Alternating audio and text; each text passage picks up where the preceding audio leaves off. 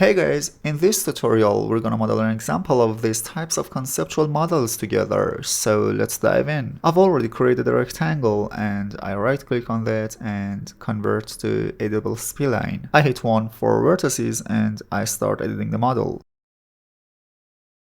Now I need to increase the steps to something like 50 for having perfect curves. Then I come here, I click and drag and I select linear mode. Now I hit N for auto key and I ask the slider to go to frame 49. So I'm gonna have 50 frames totally. Now I move my object here and by hitting on F I go to front view and I start editing my model again.